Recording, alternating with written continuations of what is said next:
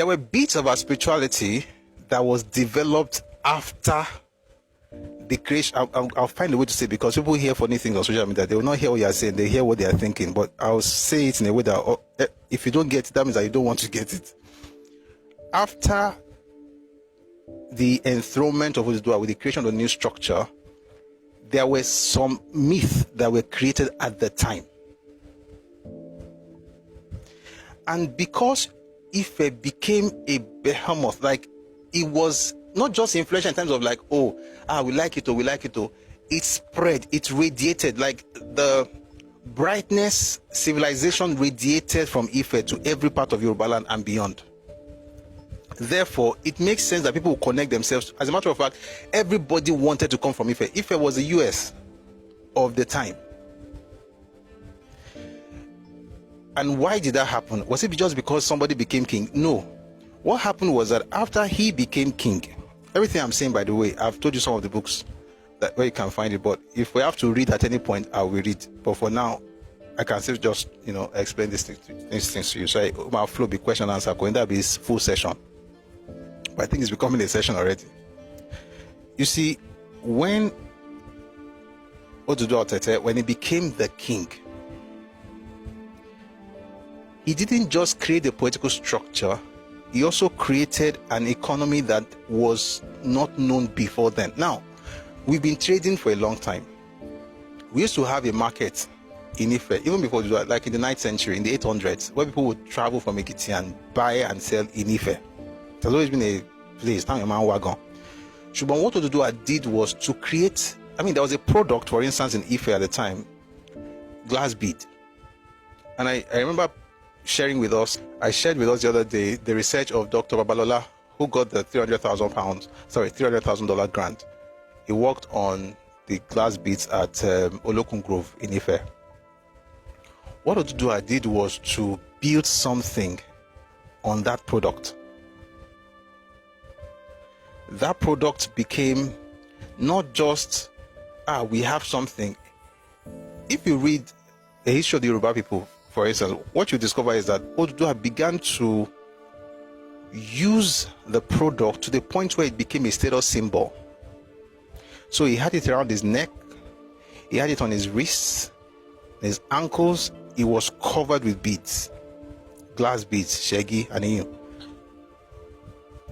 That's the name of glass beads. It was covered with it. The chiefs started using it. Everybody wanted to use it. It became a status symbol, and before you knew it, became the thing that we're transporting all over the place. It would go from Ife, travel all the way. Of course, we already had a trade route to Mali. Even back then, folks would travel from there to Ife. If people would travel from Ife to Mali, people were selling and buying and selling, going with caravans. We have our people were selling and buying, and then the products was also moving. And as the products were moving, right, the fame of the city was also moving. And that's why by 1353, a man called Ibn Battuta visited Timbuktu in 1352. He was there from 1352 to 1353. And then he wrote about this place in the forest of Sudan. By the way, Sudan at the time, again, whenever you hear people from ancient times refer to Yoruba and Sudan, Sudan was not a country. Sudan was the name that Arabs called all of us blacks. Bilad al-Sudan means the land of the blacks. Anything from after North Africa down, all of us were Sudan. No. So if you read any ancient book and you see something Sudan there, it doesn't mean that you're from the country where they speak, where you have South Sudan, not Sudan. That's not Sudan. All of us were called Sudan at the time. As a matter of fact, in the 14th century, you know what, at this point, I think I should read. I'm going to open this book, The Yorùbá, A New History by Akinwumi Ogundiran. By the way, Akinwumi Ogundiran is a professor in the US, majors in archaeological history. He's done some fantastic work. The other day, I think they were even in Odduw National Park excavating. So somebody says, does that mean we were Guineans? Yes, Dark Poet. There was a time all of us were. So it depends on who you are asking. If you ask the Portuguese, in, let's say, the 14th century or 15th, no, not 14th, 15th century, if you ask a Portuguese, I will be a Guinean. You are a Guinean. You are from Guinea. All of us are Guinea to the Portuguese. All of us are from Niger to the English person. We are from, the word Niger is Latin. It means black. It's the same word that French called Niger, right? If you ask the Arab, all of us are Sudan. I'm trying not to say Sudanese, not the country. We are all Sudan. Negro, Niger, the same thing. Thank you, FFT. So we are all Negroes, we are all niggers, we are all Niger, we are all Sudan, we are all Guinea. It depends on who you are asking. Guinea today is a couple of countries, Guinea Conakry, Equatorial Guinea. Those are the countries that came out of that arrangement. But in reality, all of us will be called Guinea at the time.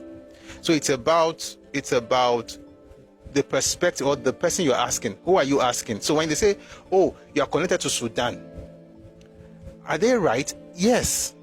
But they're talking about the Sudan as a country right now. No. You know what? When people talk about Ijebu and Sudan, do you know that the Ijebu identity was formed before Sudan was created as a country? Even as a kingdom. Leave the country for a second. Ijebu was already a kingdom before Sudan became a kingdom. Let me read something to you about Ibn Battuta. I'll read from Akim Ogundiran's book. By the way, I think I should show you what Segi looks like. Give me a second. The Yorùbá a New History. So Segi will be the blue, Inu will be the red. Share bye. Alright, so this one and this one, these are the ones we're talking about. Number. This one, sorry, can you see very well now? Yeah, this one and this one. So the blue one is Segi, the red one is Inu. Okay, the economy of Ife was built around those tiny things you're looking at. Okay, another day we'll have full session on Segi and Inu and things like that. Well, let me read. The dichroic bluish, greenish, and yellowish beads of the same HLHA. HLHA is high lime, high alumina. Chemical properties, as those of Ile Ife, have been identified further afield.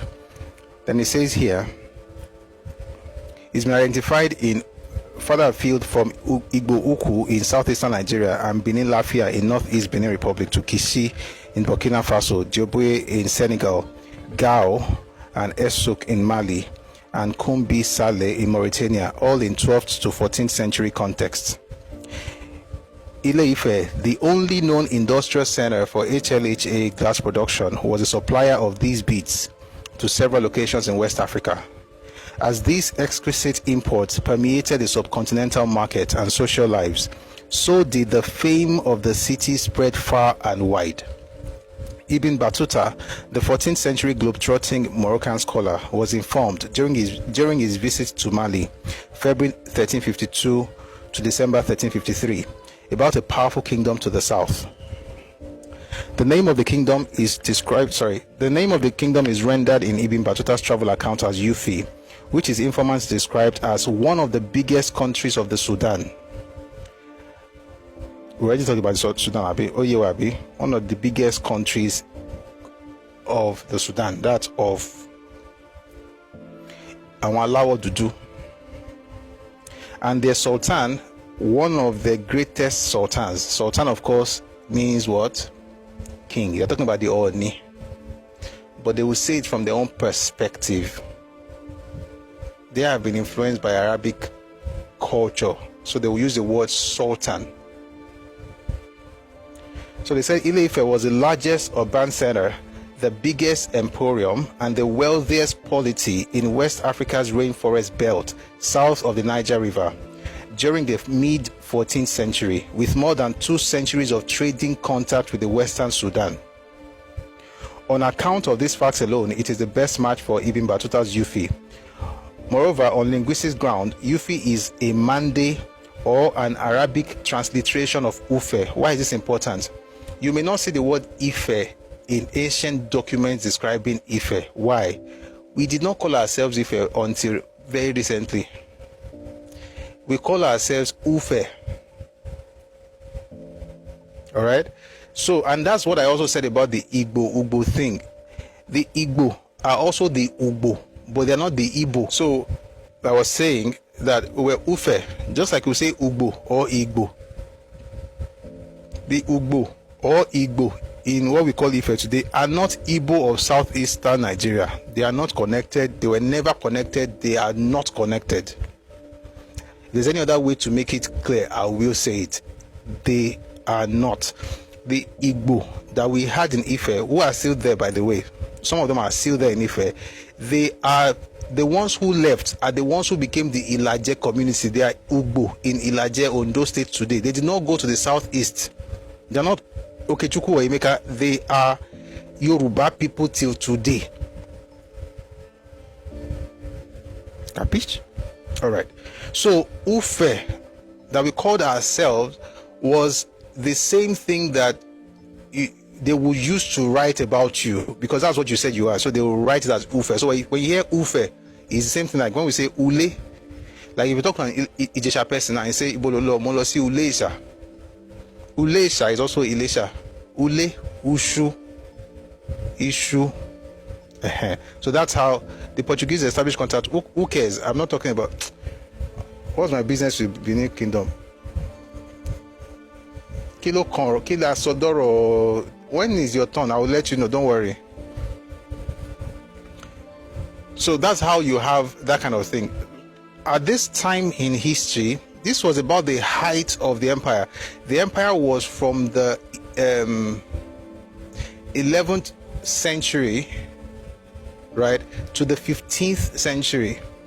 This is happening in the mid 14th century. If it was an empire from the 11th to the 15th century, all right, Oyo became an empire in the 17th century, and it was an empire until the 19th century. So it was for 200 years, if it was for 400 years. All right.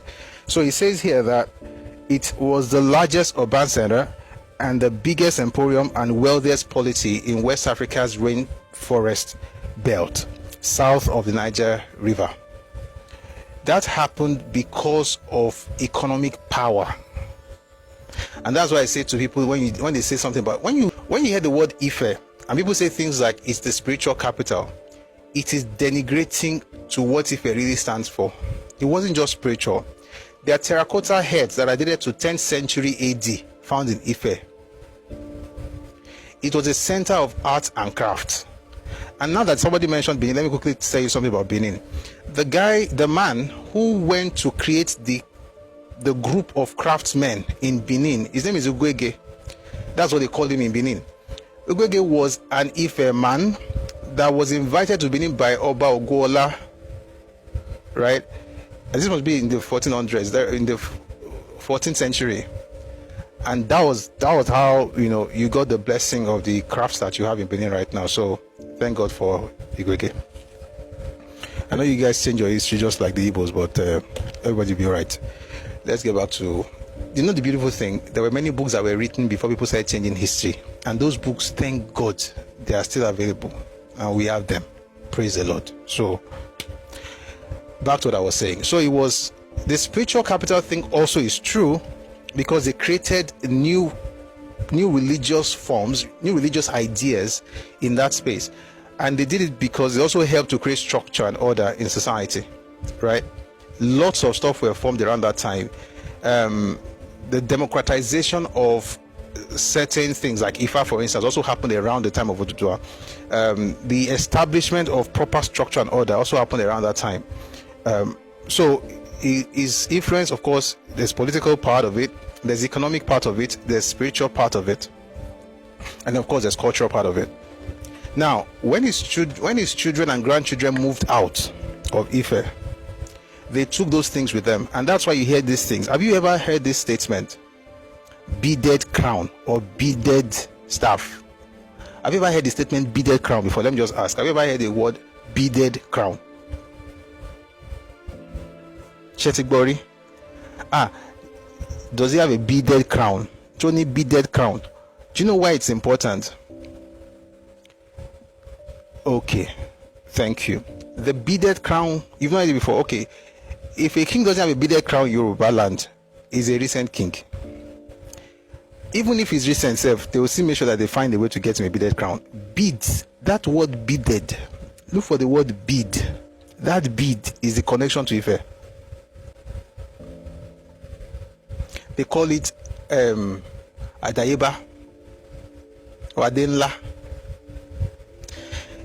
I mean, there are different things on it. It's not just the bead, though. There are other things, there are different motifs on it. That bead is a connection, because that bead was the mainstay of the economy of Ife, and it was a luxury item. It was, think of Prada, Gucci, Chanel, Louis Vuitton, everything combined into one. That was what Sei and Inu were. It was a status symbol. You could go to a place and drop your bead as payment. God bless you. Ada from our own. You hear Okpa Leke. Odade owo owo Okpa Leke. What's the meaning of Ade owo? What's the meaning of Okpa Leke? Nǹkan tó dé yẹn ìlẹ̀kẹ̀ ló wà lára rẹ̀, ṣùgbọ́n ìlẹ̀kẹ̀ yẹn owó ni. Nǹkan tí kábíyèsí dé, adé tó ń pè ní adé owó, ó dádé owó, ó tẹ̀pá ìlẹ̀kẹ̀. Ìlẹ̀kẹ̀ is also that connection. So the Okpa and the Ade are always from Ife, or were always from Ife.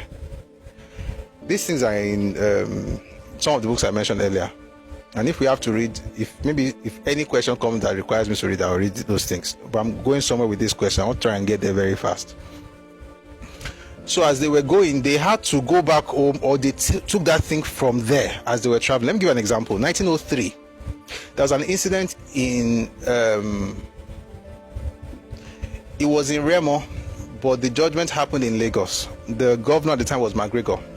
McGregor was in charge, and there was an issue between the Akarigbo and the Elekpe. Elekpe wanted to be crowned, and he wanted a crown. He wanted to be made king, first class king. And the Akarigbo said no. And they were trying to sort the matter. Oyinbo asked the native authority, they asked everybody who can solve this issue. They didn't know how. They just asked. So when they went to meet the native authority, the Agbalagbas, they said, listen, to solve this person, we have one king who is the king of all Yorùbáland. All the people that are called Yoruba people, like whether they're Yoruba or Karojiri or Ife, whatever you call them, we have one person who is the paramount ruler of everybody. Is the Oni. The only problem is that he doesn't leave his palace. The idea of the Oni not living in his palace is another historical matter that we will talk about maybe if time permits. So they sent message to the Oni. This was 1903.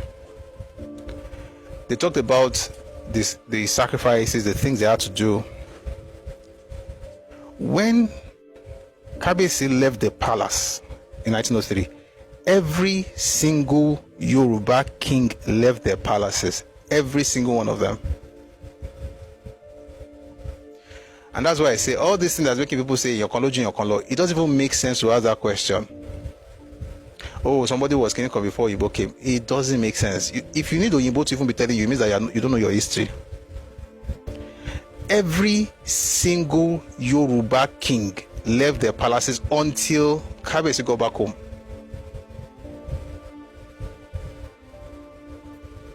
And when he got there, what did he use? When they asked him if Elekpe was supposed to be a king, he said, you know what? Including about Benin, all of them. That's why Nigeria is what happened to their history. Everybody's just changing their history. Everybody's waxing lyrical now and just saying funny things. These things are written, by the way. 1 second. I'll see if I can quickly find it. If not, I'll just keep talking. Because of time, I didn't really prepare to read anything.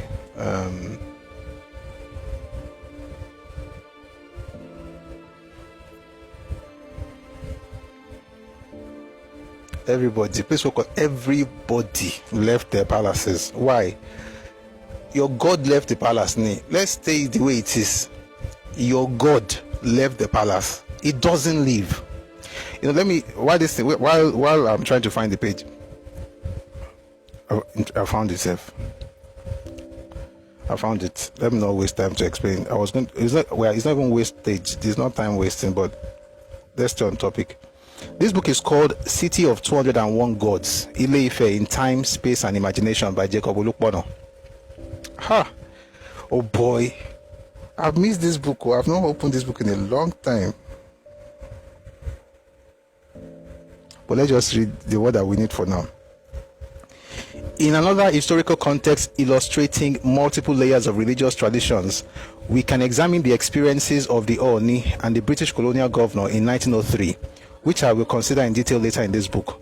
The British colonial governor requested that the Ooni travel from the sacred city of Ile-Ife to the city of Lagos to settle a dispute as to whether a Yoruba king in Ekpe, now part of the state of Ogun, was a legitimate descendant of Odùduwà and therefore entitled to wear the sacred crown. The governor's request was unprecedented. From the beginning of time, the Ooni had never vacated the sacred city of Ile-Ife. The Ooni embodies the sacred center that radiates out. By the way, let me stop to say that word I used it earlier. When I used it, I was going to say something. When you hear about radiation, I was talking to somebody yesterday, I said every time I say, "Oh, we meet here Mondays to Fridays, 1 p.m. Ife time." The reason I started saying that thing, and I've been saying it for a long time. The reason I started saying it really was that in Yorùbáland we say Ile-Ife níbi tó jùmọ̀ tí mọ́ wá.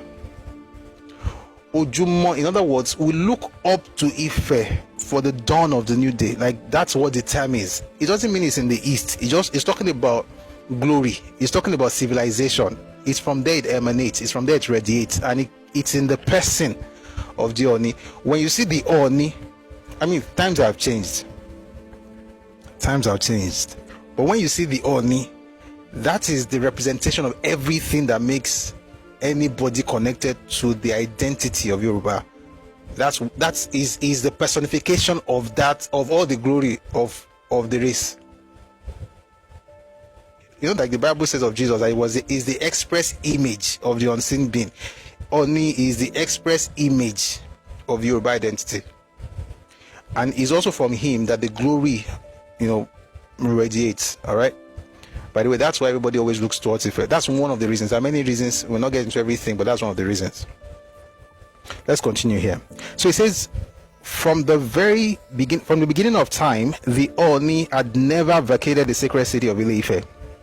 The Ooni embodies the sacred center that radiates out from Ile-Ife on physical, temporal, and spiritual planes.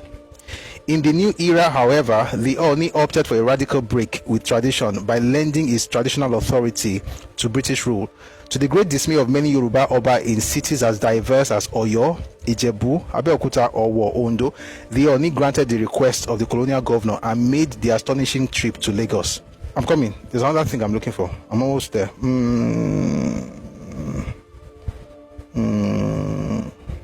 So that's from Olukpono's book.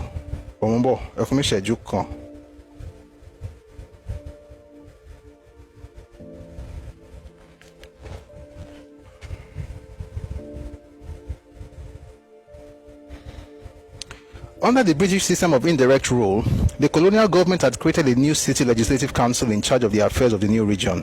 In 1903, a dispute between two Yoruba rulers, the Elekwe of Ekpe in Ijebu Remo and the Akarigbo of Ijebu Remo, was referred to the State Legislative Council for adjudication. Please take a listen to this. This is actually very nice. Like, you're going like this. You will like this. But I have to mute a retard who just strolled in. This is not your dad's house. That's where they raise fools. You can go back home, eh? God bless you. Samekin, Busu, are you really a pastor? Why do you ask that question? By the way, Samekin, are you a Yoruba person? So I would know exactly what to tell you. Why do you ask the question? Guys, sorry, I apologize for the break. Why are you asking if I'm really a pastor? What does that have to do with the history of Yoruba people? Oh, he's an Igbo man. Oh, okay. You just want to know. Okay. Let's just continue. Under the British system of indirect rule, the colonial government had created a new city legislative council in charge of the affairs of the new region. In 1903, a dispute between two Yoruba rulers, the Elekwe of Ekpe, I don't want to say Ekpe, in Ijebu Remo, and the Akarigbo of Ijebu Remo, was referred to the State Legislative Council for adjudication. The Akarigbo protested the Elekwe's wearing a beaded crown. That's what I was looking for. In fact, this is what I was searching for. The Akarigbo protested the Elepe wearing a beaded crown. Remember that's where we started from, beaded crown. The beaded crown was a sign that you were connected to the throne of Odùduwà.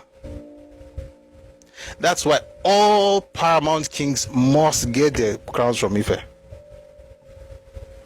The Akarigbo protested the Elepes wearing a beaded crown, which by tradition could be worn only by an Oba claiming direct descent from Odùduwà, who had been authorized to wear the crown by the Ooni of Ife. The reigning Ooni was Adelekan Olubuse. Olubuse, that's the grandfather of Obashejo Adetanwaja Obano. At the suggestion of the council members, the Ooni was invited to Lagos in February 1903 to rule on the matter. Now, it gets interesting. Hidden behind a screen. Oh man, times have changed. Ooni could not be seen. Okay? And this is not the only book that talks about the fact that you couldn't see him. There are many books. If, for instance, I don't want to talk about Benin for now, but whenever people were sent to him, they would be outside the curtain. You couldn't see him. As a matter of fact, let me give an example. Whenever, and this is not a jab or anything, it's just history. Whenever a king was to be enthroned in Benin, for instance, they would send messengers to Ife. When they got to Ife, and they would tell Ooni, whatever it is they're doing, what the person needs to see in order to know that the Ooni is favorably disposed towards what he has come to tell him, was for him to show his foot. Once you saw the foot, that means that you got what you're looking for. Nobody really saw him. We'll read that later, but if we have to. Anyway, again, it says, hidden behind a screen, since it was forbidden to behold the face of the Ooni answered all the questions the council put to him. He denounced the Elepe, lamenting that if it were the old days, the Ooni would have summoned the Elepe to Ile-Ife and had him beheaded. What happened between the Ooni and the British governor after the meeting must be the subject of another work. In short, the Ooni was entertained by the governor in a private meeting, and upon the Ooni's safe return to Ile-Ife, the Yoruba Obas returned to their palaces. It was after the Ooni go back home. This is not 12th century or 15th century. This is 1903. The Oba of Oyo, the Olowo, Aujale, they were protesting. Like, no, Kabesi, you can't go and meet anybody. They didn't want him to go out. But of course, it was an issue that nobody else could solve, and the governor didn't know what to do. On a normal day, what should happen is that they will bring those two to Ife. And then the Ooni will then adjudicate or pronounce judgment. But in this particular matter, of course, we now have Oyinbo, and he had to solve the problem. But all these other things were like, Kabesi, you can't go, But eventually they had to say, we have to solve this thing. When he moved, everybody vacated their palaces. They only returned after he returned. Now, that was not even the topic. Where was I? I was talking about the beaded crown. So the beaded crown became, let me talk to you about the beaded crown. It became a symbol of authority. Mambo. Just quickly open. Ooni was referred to as the Ooni was not second in command to Orisha. No. Ooni was not second in command to Orisha. Ooni is not Alashe Keji Orisha. And Ooni is Olorio Balaye, but himself is Ooni Risha. Sorry, I'm responding to somebody on YouTube. He is not Igbakeji Orisha. He is the Orisha himself. This book, by the way, one of those books, depending on who you ask, 201 gods, 401 gods. That's one on top. That's the Ooni. No, Adimula is originally actually Ooni Lonja Adimula. And to Adimu, that's Ila. Ooni gangan lonje be. On long kini mo ba se ma lo lati jo. So it says Every significant detail of the palace building, the carvings of the wooden pillars and doors, the murals on the walls, and so on, all were iconographic statements relating to the aspect of the origins of the kingdom, the Odduduwa source of its royal dynasty, the all-pervading oversight and care of the gods, the perpetual presence of the kings who had ruled in the palace, the visible and invisible powers of or authority of the king, the conical beaded crown said to originate in Odùduwà's time and therefore known as the Great Crown or the Crown of Odùduwà. By the way, that's the crown that Kábíyèsí wears once a year in Ife during Ọlọ́jọ́. Wọ́n pè ní Adé Àrè.